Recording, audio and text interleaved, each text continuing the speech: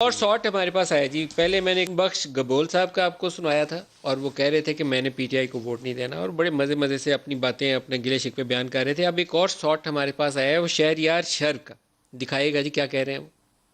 بات یہ ہے کہ میرا بھائی خرم شیر زمان صاحب ابھی میں نے سنا کہہ رہا تھا کہ ہمارے 3 ایم پی اغوا ہو گئے. ارے بھائی ہمیں کون اغوا کرے گا؟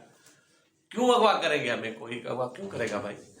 بات یہ ہے کہ بس پارٹی سے ہم مایوس ہیں, ہم ناراض ہیں.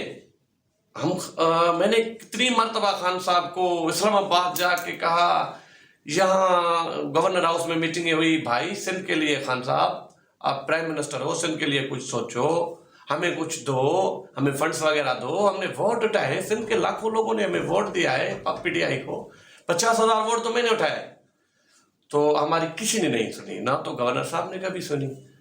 میں چلاتا رہا, شور مچاتا رہا, لیکن خان صاحب نے نہ سنی, نہ گورنر صاحب نے سنی, نہ ہی کوئی ہمارے طرف کسی نے کوئی دھیان دیا. میرے بھائی سندھ کے لیے ان کے پاس کوئی پروگرام نہیں.